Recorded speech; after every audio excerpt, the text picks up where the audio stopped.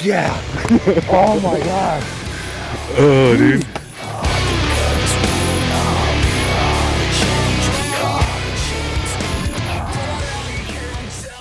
This came out of nowhere.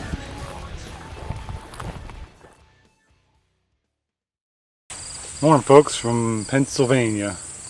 Up at my dad's place today, visiting, and figured while I'm here, take advantage of the space and get some shooting in with my bow. Make sure I'm good at 50 and 60. I know I'm good at 20, 30, 40, but I haven't really messed around with the 50 and 60 stuff as much as I'd like. So I'm going to hit that up, especially with these new arrows. So I've been shooting these grizzly sticks. So I got the Momentum TDDs. So they're a 240 spine and total with a 200 grain field point, and I don't have them with me, they're in the truck, but the 200 grain single bevel broadheads.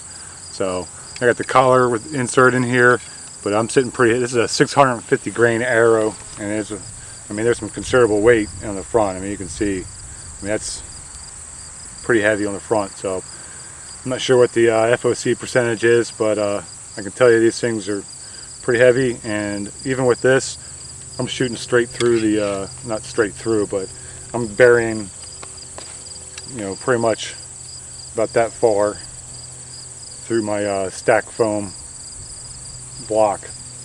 So even at 40 yards I'm doing that, so coming through the entire target. So I'm pretty pleased with these. The customer service from Grizzly Sticks, I can tell you, is phenomenal. I'd never ordered from them before. I put my order in online. Next day I got a phone call from them confirming the bow setup I'm using, the draw weight I've got, all those things to make sure that they were putting together the right product for me. So it's good. I had a good conversation with the gentleman on the phone, and talked a few things, some questions I had, never using something as heavy as this before. So I went from a 330 spine with 125 grain broadhead / field tip to this, and I noticed a difference in it. It shoots a pretty good group. I probably should paper tune it, but I'll be all right this time. This go around. But at any rate, do a little shooting. I'm going to start here at 20, make sure that things are still good, and work my way back, and see how it goes.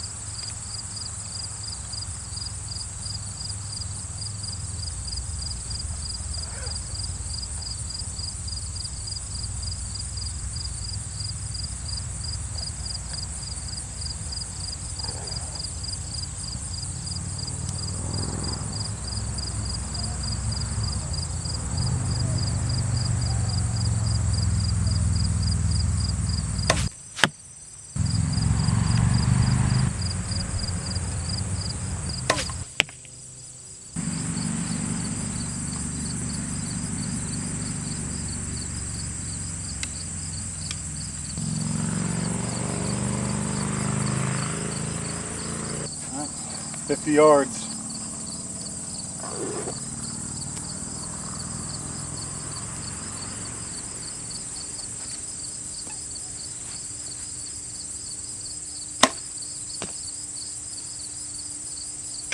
I hit the target.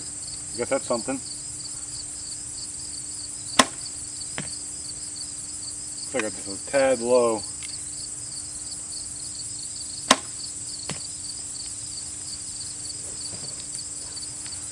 Yeah, a little tad low, so I'll make an adjustment and give it another shot there, but that's pretty good. First I've shot these arrows at 50 yards, so, and I'm in the circle this low. That's pretty good. Alright, I got some good shooting in. I'm looking good at 20, 30, 40. 50 was actually pretty surprising. Felt good. It's definitely a little harder to hold that small target, obviously, but yeah, first time flinging these arrows at at 50 yards and 60 yards, and the 50-yard group on that the very first group was perfect. I didn't even have to adjust it. Just need to tighten my group up a little bit, but got a couple rounds at 50, and I'm where I need to be. I just need to steady myself a little bit more. And then 60, I don't know if I'm going to shoot at 60. I'm on the target, but I got to aim high, and I'm bottom down on my bottom pin. I've got as a standard, it's not a real great 5-pin sight. I mean, it's not a bad sight, but for the kind of shooting I'm doing, that I want to do with 50, 60 yards, which is, I mean, I'm a whitetail hunter. I'm not going to shoot a whitetail anything over 40. Probably wouldn't even take a shot over 30, to be honest with you. I'm a whitetail, so I don't really mess with those pins. And I practice out to 40. I feel pretty comfortable out to there, but I'm a little, I'm not so sure. I've got a decent group at 60, and I'm where I need to be, but I have to aim high to be able to get into the zone there. So not so sure that I might take a shot at 60 yards on an elk out there in the woods. So just because I'm sitting here in the front yard of my dad's place, flinging arrows. It's much different out there in the woods. Uneven terrain, pack on, all the factors that apply that go into that. So not so sure that I'm going to do that. We'll see. I'm going to fling some more later this afternoon, and then obviously once Chris and I actually get to where we're going, we're going to have to sight in our bows again anyways, because we'll have traveled. I'll have flown across country and then driven up to Oregon with my bow packed up. So we'll see. I was going to do it this year and I didn't. I was going to get a Spot Hog Fast Eddie XL. I've been looking at them. Either that or they're just a regular Fast Eddie. Been looking at them and I really want to get one, just to kind of upgrade my setup a little bit. And I didn't do it, and now I kind of wish I had. And yeah, so it just kind of confirms I'm going to do that for next year.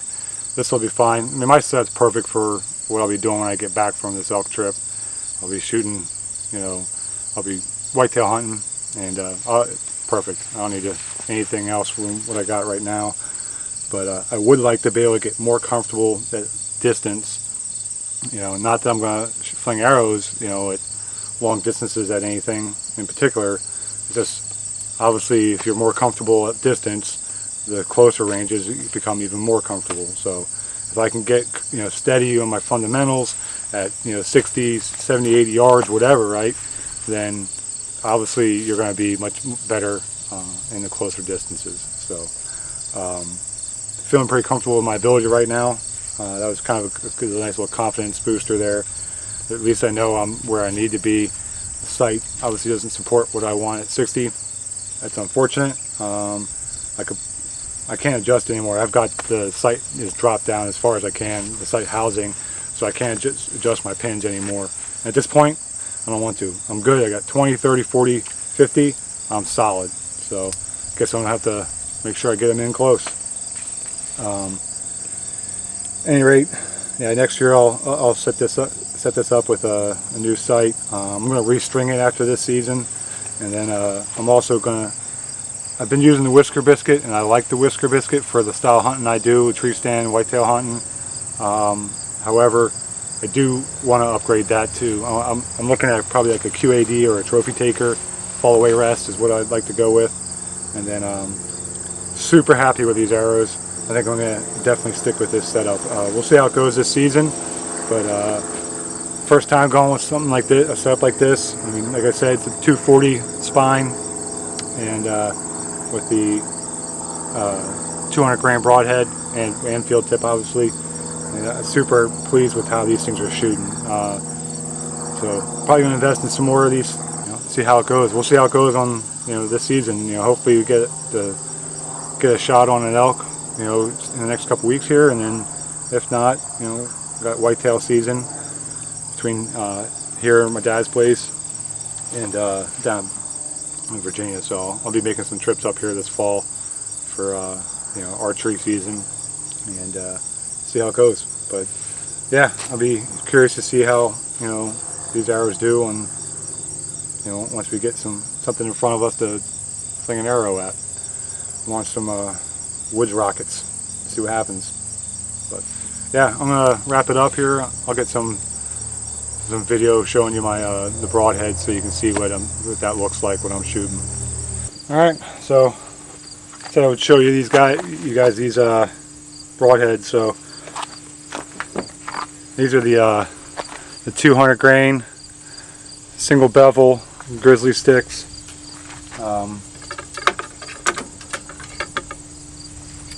First time I've used a setup like this.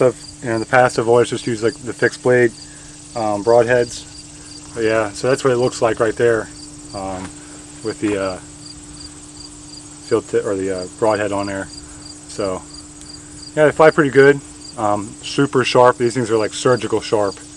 I don't really want to fling too many of them at my target block. I have realized that with this setup, I need a new target block because even with the field tips. So as I showed you on the video there, like at 20 yards, you know, I'm burying these things about that far. Like, so on the target block. So on the target block, I'm actually going straight through the whole thing. Even at 40 yards. The 50 yards I didn't today, but the 20, 30, and 40 yards I'm going all the way through. But even at at 50 yards, I had about 18 inches of penetration with just this setup with the field tip.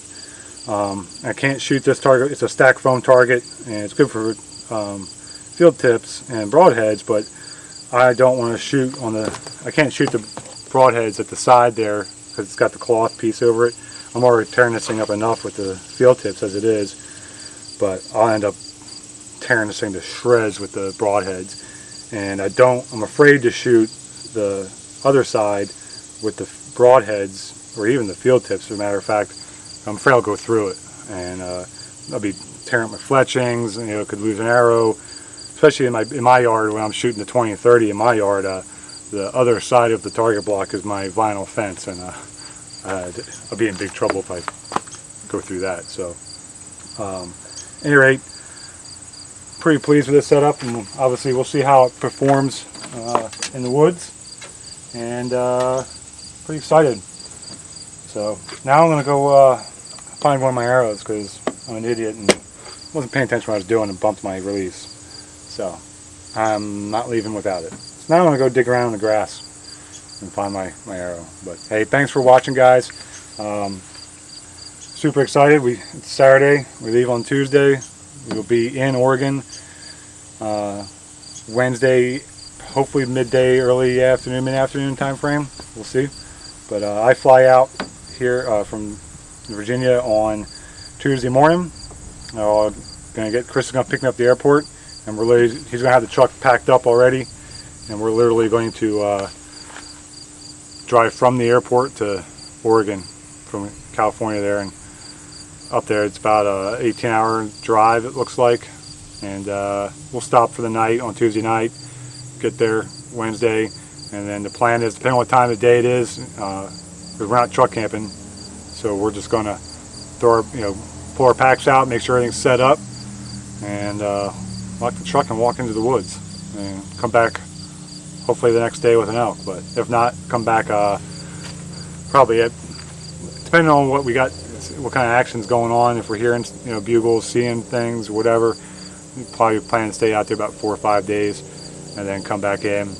We're meeting his brother the following Monday, and so we got to link up with him at least. And we've got options because both of us have deer tags and bear tags, so archery, and so depending on what we got going on, and we can go explore some other stuff. We got a lot of area we can mess around with, and pretty excited. So I mean, this would be my first time doing this kind of hunt, and I'm super stoked, and my first archery hunt period. And then for both of us, this is our first backcountry hunt, so we're pretty excited. I know I'm having a hard time thinking about anything else, so and I know Chris is too.